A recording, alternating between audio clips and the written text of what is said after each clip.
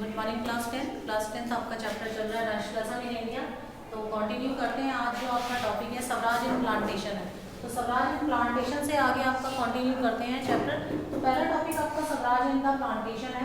तो यहाँ पे क्या हुआ था स्टूडेंट्स, यहाँ पे स्वराज जो प्लांटेशन वर्कर्स थे, प्लांटेशन वर्कर्स होते हैं जो चाय के बागानों में काम करते हैं, कॉफ़ी के बागान में काम करते हैं।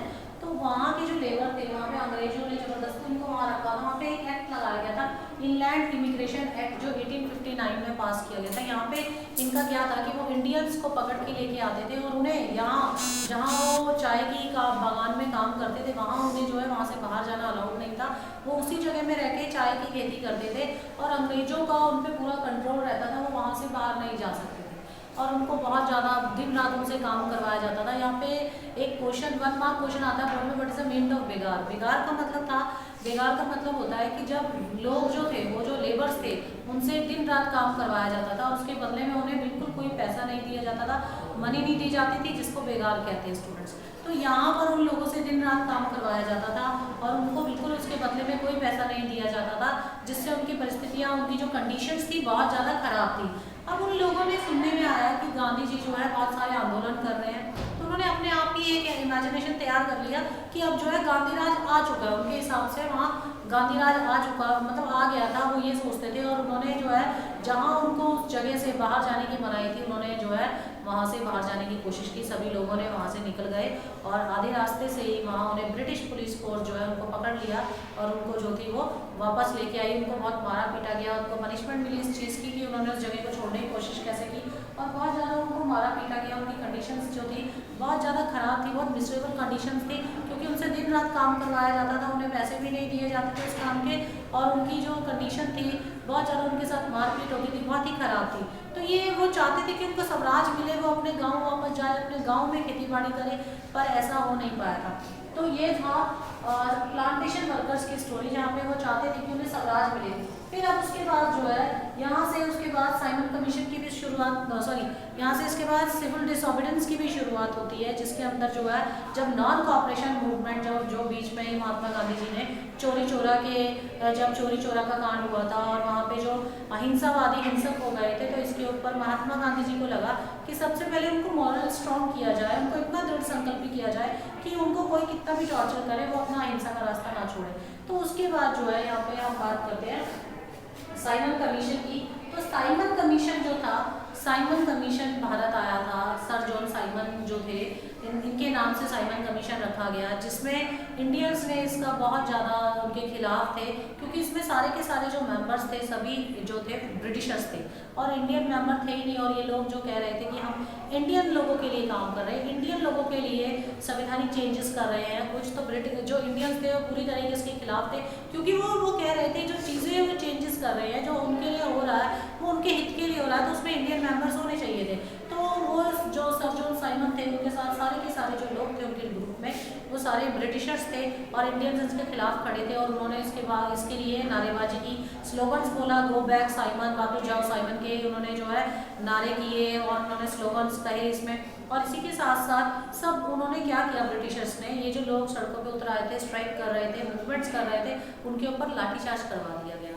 और जब लाठीचार्ज हुए तो वहाँ पर लाला लाजपत राय भी उस भीड़ में शामिल थे और जो लाठीचार्ज हुआ उसमें लाला लाजपत राय के सर पे बहुत गहरी चोट पड़ी और वो 1 महीने वो हॉस्पिटलाइज हो गए और 1 महीने बाद वो शहीद हो गए। ऐसे ही बहुत सारे लोग जो थे साइमन कमीशन के तहत जब वो ग्राउंड्स में मूवमेंट हो रही थी लाठीचार्ज के अंदर, बहुत सारे लोगों की इसी तरीके से बहुत सारे लोग शहीद हो गए थे। फिर ये बात करते हैं दिसंबर 1929 में लाहौर कांग्रेस फॉर्मलाइज हुआ, प्रेसिडेंसी ऑफ जवाहरलाल नेहरू। जवाहरलाल नेहरू के नेतृत्व में लाहौर कांग्रेस फॉर्मलाइज किया, जिन्होंने डिमांड रखी पूर्ण स्वराज की। अब वो पूर्ण स्वराज की बात कर रहे थे स्टूडेंट्स यहाँ पे, और उन्होंने ये उस समय डिसाइड किया गया था कि 26 जनवरी 1930 को उन्होंने डिसाइड किया था कि 26 जनवरी को वो क्या करेंगे, 26 जनवरी को इंडिपेंडेंस डे के रूप में वो सेलिब्रेट करेंगे। फिर यहाँ से बच्चों ये जब साइमन कमीशन आया, उसके बाद लाहौर कांग्रेस फॉर्मलाइज हुआ, उसके बाद ये सॉल्ट मार्च में क्या हुआ था बच्चों, 31 जनवरी 1930 में जब था, तो उन्होंने क्या किया था, यहाँ पर महात्मा गांधी जी ने एक लेटर लिखा था वाइसरॉय इरविन को एक लेटर लिखा था, जिसमें उन्होंने अंग्रेजों को एक बात कही थी, उन्होंने लेटर में लिखा था जो सॉल्ट जो नमक है वो गरीब से गरीब आदमी की भी ज़रूरत है, और इस नीड को जो है इस ज़रूरत को टैक्स में ना बदला जाए, टैक्स ना लगाया जाए, ताकि गरीब आदमी भी इसकी अपनी ज़रूरत को पूरा कर सके। उन्होंने उन्हें टाइम दिया था और उस टाइम के अकॉर्डिंग अंग्रेजों ने कोई रिप्लाई नहीं किया, जिसके कारण महात्मा गांधी जी को नमक कानून तोड़ना पड़ा। और उन्होंने क्या किया, उन्होंने साबरमती आश्रम से 78 वॉलंटियर्स के साथ वो दांडी के कोस्टल एरियाज में गए और वहाँ 240 माइल्स पैदल चले गए और वहाँ उन्होंने उबलते समुद्र के खारे पानी से नमक बनाया। अब क्या था स्टूडेंट्स, उन्होंने यहाँ पर नमक कानून तोड़ दिया। अब इसी के बाद जैसे उन्होंने नमक कानून तोड़ा था, वैसे ही पूरे इंडिया में ये बात फैल गई कि अब लोगों ने क्या किया, ब्रिटिश सरकार को जो भी उनके टैक्सेस थे, जो भी उससे रिलेटेड बातें थी, टैक्स थे, उन सबको जो है उन्होंने पूरी तरीके से टैक्स देना मना कर दिया। पीजेंट्स ने अपने टैक्स देने मना कर दिया, ब्रिटिश गुड्स को लोगों ने खरीदने से मना कर दिया, बिजनेस क्लासेस ने भी अपने टैक्स देने से, जो भी उनके ट्रेड बैरियर से उन्हें मानने से इनकार कर दिया। अब ब्रिटिश सरकार जो थी वो बहुत गुस्से में आई, क्योंकि कहीं ना कहीं उन्हें लगा कि जो गांधी जी थे उन्होंने जो कानून तोड़ा, नमक कानून तोड़ा, उससे लोगों के मन में डर खत्म हो गया था। अब लोगों ने बिल्कुल जो है अंग्रेजी सरकार के बिल्कुल किसी भी तरीके के कानून को टैक्स देना या कोई भी जो लॉ था उसको मानने से साफ इनकार कर दिया था। अब ब्रिटिशर्स ने जो महात्मा गांधी जी के साथ थे अब्दुल गाफर खान, उनको जो है अप्रैल 1930 में अरेस्ट कर लिया था। उनको अरेस्ट कर लिया था और उसी के 1 महीने के बाद उन्होंने महात्मा गांधी जी को अरेस्ट किया। अब जो सिचुएशंस थी बहुत ख़राब थी, बहुत हॉरिफिक थी, बहुत डरावनी थी, अंग्रेज बहुत गुस्से में थे और इंडियंस के ऊपर बहुत अत्याचार कर रहे थे। तो महात्मा गांधी जी को यहाँ पर अपना सिविल डिसोबीडियंस, ये सारा जो अभी इन्होंने जो सॉल्ट मार्च आया, ये सब चीज़ें आई, ये सिविल डिसोबीडियंस के अंदर है। तो यहाँ पे सत्याग्रह आंदोलन के अंदर जब महात्मा गांधी जी ने ये करा, ये मूवमेंट जो उन्होंने रखा था वो उनको बंद करना पड़ा, क्योंकि यहाँ पर लोगों की जो सिचुएशन थी बहुत ख़राब थी। महात्मा गांधी जी ये सिचुएशंस को समझ रहे थे, बहुत डरावनी हॉरिफिक सिचुएशंस थी यहाँ पर। तो महात्मा गांधी को लगा कि हम इसे बीच में ही बंद कर देते हैं, और उन्होंने वायसरॉय इरविन के साथ गांधी इरविन पैक्ट किया, इरविन के साथ जो 5 मार्च 1931 में इन्होंने किया। अब जब इन्होंने ये इरविन पैक्ट जब साइन किया तो इसके लिए महात्मा गांधी जी लंदन गए। लंदन में उन्होंने राउंड टेबल कॉन्फ्रेंस में पार्टिसिपेट किया, जहां उन्होंने अपनी डिमांड जो थी ब्रिटिशर्स के आगे रखी और ब्रिटिशर्स ने इस चीज़ के लिए एग्री किया।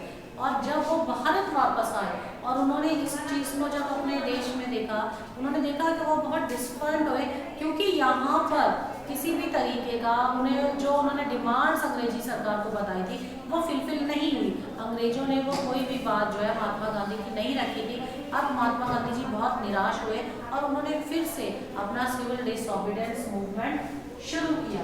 पर अब जब उन्होंने सिविल डिसोबीडियंस मूवमेंट शुरू किया था बच्चों, तो वहाँ पे अब जैसा पहले उन्होंने जब शुरू किया था तो बहुत सारे सपोर्टर्स उनके साथ थे। यहाँ पे जब उन्होंने ये मूवमेंट शुरू किया था तो उनके कहने पे लोगों ने बिल्कुल जितने भी ब्रिटिश थिंग्स थे, ब्रिटिश चीज़ें थी, उन सबका बॉयकॉट कर दिया था। औरतों ने अपनी हाउस होल्ड थिंग्स के लिए सब भी सारा सामान जो है स्वदेशी अपनाया था, बिल्कुल उन्होंने इन चीज़ों को छोड़ ही दिया था।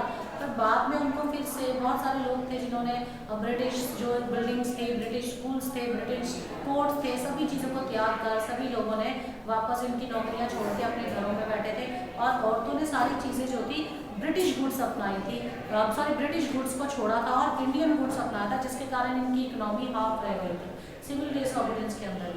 तब परंतु कोई ज़्यादा टाइम तक ये वो लंबा नहीं खींच सके, क्योंकि वहाँ पे पैसों की प्रॉब्लम हो गई थी। इकोनॉमिकली इंडियंस के पास इतने पैसे नहीं थे कि वो अपनी बेसिक नीड्स के लिए उन्हें फिर से अंग्रेजों के सारे काम करने पड़े, ज्वाइन करने पड़े, स्कूल कॉलेजेस वगैरह, ऑफिस कोर्ट सब ज्वाइन करने पड़े। तो यहाँ पे स्टूडेंट्स, यहाँ पे मैं बात कर रही थी कि जब अब्दुल गाफर खान को पकड़ा, महात्मा गांधी को पकड़ा, फिर से यहाँ पे राउंड टेबल कॉन्फ्रेंस हुआ जिसमें गांधी इरविन पैक्ट हुआ और इसमें उन्होंने अपनी डिमांड्स अंग्रेजों को बताई थी और वहाँ पर अंग्रेजों ने उनसे एग्री किया। पर वो जब भारत आए डिसअपॉइंट हुए, निराश हो गए थे, क्योंकि यहाँ पर वो बातें दिख ही नहीं रही थी, अंग्रेजों ने उनकी किसी भी बात को पूरा किया ही नहीं था। महात्मा गांधी जी ने फिर से सिविल डिसोबीडियंस को शुरू किया था। पर मैंने आपको जो भी बात बताई वहाँ पे सभी ने बढ़ चढ़कर महात्मा गांधी जी का सपोर्ट किया था। पर अब यहाँ पर जब इस परिस्थिति में ना बिजनेस क्लासेस ने ना किसी और ने महात्मा गांधी जी को इतना सपोर्ट नहीं किया, क्योंकि यहाँ पे how participates on the movement, जो पार्टिसिपेट थे इस मूवमेंट को किस नज़रिए से देख रहे थे, उनको लगा, उनका नजरिया ये हो गया था कि जब हम सिविल डिसोबीडियंस कर रहे थे तो महात्मा गांधी जी ने बीच में ही सिविल डिसोबीडियंस पहले बंद कर दिया और एक इम्पैक्ट में चले गए थे। अब ये फिर से जो है कि गांधी जी जो है सिविल डिसोबीडियंस कर रहे हैं। तो उनका मानना था कि गांधी जी ने बीच में ही सिविल डिसोबीडियंस जो रोका था, तो इसके कारण जो रोका वो उन्होंने सही नहीं किया और जिसके चलते उन्होंने बाद में महात्मा गांधी जी को सपोर्ट नहीं किया। मतलब उतने लोगों ने महात्मा गांधी जी को फिर सपोर्ट बढ़ चढ़कर नहीं किया था। अब बात आती है आगे FICCI 1927 फॉर्म। तो ये जो है FICCI जो है यहाँ पे बताया गया है federation of Indian chamber commerce and industries, जो 1927 में बना था, जिसने ब्रिटिश जो हमारी इकोनॉमी को कंट्रोल कर रही थी, इसके तहत ये कंट्रोल जो इन्होंने इंडियन अर्थव्यवस्था को, इंडियन इकोनॉमी को कंट्रोल किया और बहुत ज़्यादा सिविल डिसोबीडियंस को सपोर्ट किया। इन लोगों ने फिर किसने, ये बिजनेस क्लासेस जो थे इन्होंने सपोर्ट किया सिविल डिसोबीडियंस को FICCI के बाद। फिर यहाँ पर इसके बाद जो कांग्रेस जो थी, कांग्रेस आई, तो कांग्रेस ने जो वुमेन्स थी उनको भी अलाउ किया कि वो क्या करे, वुमेन्स को अलाउ किया कि वो भी कांग्रेस में पार्टिसिपेट कर सकती है, अपनी ऑर्गेनाइजेशंस बना सकती है, अपनी सभाएं बना सकती है। तो औरतों को भी पॉलिटिक्स में कांग्रेस ने आने का मौका दिया। अब स्टूडेंट्स आपका टॉपिक यहाँ पे शुरू हो रहा है, the limit of civil disobedience. ये आपका नेक्स्ट टॉपिक है जिसके अंदर बताया गया है कि लिमिट ऑफ सिविल डिसोबीडियंस। तो सविनय अवज्ञा आंदोलन की क्या लिमिट्स थी? यहाँ पर जब महात्मा गांधी जी, जब कांग्रेस ने औरतों को जब उनके लिए रास्ते खोल दिए कि वो भी पॉलिटिक्स में, वो भी अब इन सब में हिस्सा ले सकती हैं, स्वतंत्रता की लड़ाई में वो हिस्सा ले सकती है। पूर्ण स्वराज की बात जो जवाहरलाल नेहरू ने पहले ही ये कर दी थी।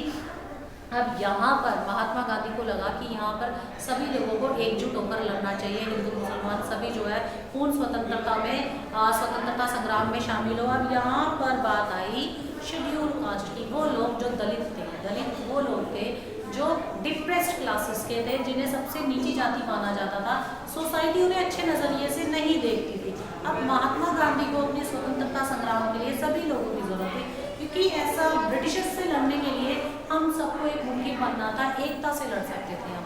कोई एक भी अगर यहाँ से रह जाता तो हम वो लड़ाई नहीं जीत सकते थे। तो महात्मा गांधी ने उन लोगों को भी सहारा दिया, उनको हरिजन नाम दिया, उन निम्न जाति को हरिजन, हरिजन मतलब कि चिल्ड्रन ऑफ गॉड, भगवान के बच्चे कह के पुकारा, उनके साथ रहे, उनके साथ खाया पिया। और उनको जो है डॉक्टर BR अम्बेडकर के कहने से उन्होंने जो है रिजर्वेशंस दिलाई डिप्रेस्ड क्लासेस को। डिप्रेस्ड एक ऑर्गेनाइजेशन पहले डॉक्टर BR अम्बेडकर ने ऑर्गेनाइजेशन बनाई, डिप्रेस्ड क्लासेस एसोसिएशन, इन निम्न जाति वालों के लिए जिनका बहुत सोसाइटी के अंदर शोषण हुआ था 1930 में। और उन्होंने डिमांड रखी महात्मा गांधी जी से सेकेंड राउंड टेबल के दौरान कि ये जो दलित हैं, ये जो डिप्रेस्ड क्लासेस है, जो हरिजन है, इनको सेपरेट इलेक्टोरेट्स मिले। और महात्मा गांधी जी ने इनकी बात को स्वीकार भी किया, क्योंकि इनकी सोसाइटी के अंदर बहुत ज़्यादा जो इनकी कंडीशन थी, खराब थी। इनको सबके साथ मिलाने के लिए, सबके बीच में इन्हें प्यार दिलाने के लिए, सम्मान दिलाने के लिए महात्मा गांधी जी ने इस चीज़ से एग्री किया ताकि उनका डेवलपमेंट हो सके। फिर ये देखते हुए मोहम्मद अली जिन्ना ने भी डिमांड की, उनकी विल थी कि वो मुस्लिम्स के लिए भी इलेक्टोरेट, सेपरेट इलेक्टोरेट्स की डिमांड उन्होंने रखी। पर यहाँ पर हिंदू महासभा के मिस्टर MR जयकर ने इसका अपोज किया, इसका खंडन किया और सभी लोग इसके विरोध में थे। क्योंकि अगर ऐसे ही, क्योंकि हमारे देश के अंदर बहुत सारे धर्म के लोग थे, सभी ऐसे ही डिमांड करेंगे तो फिर वो बहुत मुश्किल हो जाती, आज़ादी की लड़ाई लड़ना बहुत मुश्किल हो जाता। फिर यहाँ पर सिर्फ शेड्यूल कास्ट वालों को थोड़ा सा रिजर्वेशन यहाँ मिला, क्योंकि उनकी स्थिति सच में ही बहुत खराब थी। और फिर सभी लोगों ने इसके बाद सभी लोगों ने मिलकर आज़ादी की लड़ाई में, चाहे वो हिंदू हो चाहे मुसलमान हो, सभी ने मिलकर आज़ादी की लड़ाई में बहुत बड़ा योगदान दिया। अब आपका लास्ट टॉपिक यहाँ पे हो रहा है students, the sense of collectiveness collectiveness. तो यहाँ पे लोग कैसे एक साथ इकट्ठा हुए आज़ादी की लड़ाई में। यहाँ पे इन्होंने क्या किया बच्चों, यहाँ पे लोकगीत गाने शुरू हो गए, लोकगीत गाए लोगों ने, नाटक दिखाए और लोगों ने कविताएं गानी शुरू करी, जिन सबका टॉपिक था स्वतंत्रता। सभी लोगों ने स्वतंत्रता के ऊपर नाटक किए, लोकगीत गाए और ड्रामास हुए, जिसमें लोगों को और ज़्यादा अवेयर किया गया। उनमें हम की भावना, वी की फीलिंग लेके आए, क्योंकि हिंदू मुसलमान सिख ईसाई सब ने ये लड़ाई मिलकर करी स्वतंत्रता के लिए। और यहाँ पे बंकिम चंद्र चट्टोपाध्याय जो थे, उन्होंने 1870s में वंदे मातरम लिखा, जिसने लोगों के दिलों में और भारत के प्रति जो है फीलिंग पैदा की। और रविंद्रनाथ टैगोर ने एक इमेज जो बनाई वो भारत माता की बनाई, जिसमें लोगों के मन में माँ के प्रति फीलिंग पैदा हुई, लोग और भी अपने भारत देश से प्रेम करने लगे। उसी समय स्वदेशी मूवमेंट हुआ, बंगाल के अंदर एक ट्राई कलर बना। उस ट्राई कलर का जो कलर रखा गया रेड ग्रीन येलो, 3 तरीके के कलर रखे गए, रेड ग्रीन येलो इसमें रखा गया। और उसमें जो है 8 लोटस बनाए गए, जिसमें उन्होंने ये लोटस 8 लोटसेस जो शो कर रहे थे provinces of British India, British India के प्रांतों को शो कर रहे थे। तो उसके बाद और उसके ऊपर एक क्रिसेंट मून भी बनाया गया 1921 में। ये बता रहे हैं जब इन्होंने ट्राई कलर बनाया, स्वदेशी मूवमेंट जो यहाँ हुआ बंगाल के अंदर, जिसमें रेड ग्रीन और येलो कलर रखा गया, 8 लोटस बनाए और क्रिसेंट मून भी बनाया गया, जो हिंदू मुसलमानों की एकता का प्रतीक था। फिर इसके बाद महात्मा गांधी जी ने 1921 में महात्मा गांधी जी ने एक फ्लैग डिजाइन किया। उस फ्लैग का कलर था रेड ग्रीन और वाइट इसमें रखा गया। और उसमें जो है एक उन्होंने चक्कर व्हील बनाया, जिसमें 24 इन्होंने वो बताई थी, जो स्पाइनिंग जो महात्मा गांधी जी चरखा चलाते थे, तो उसको उसमें बनाया गया, जिन्होंने उसको इसमें उन्होंने भारत का सिंबलाइज किया, इसे भारत का एक ट्राई कलर फ्लैग का रूप दिया गया। और इस तरीके से सभी लोगों ने मिलकर देश की आज़ादी के लिए लड़ाई लड़ी और 1947 में अपने देश को आज़ाद करवाया।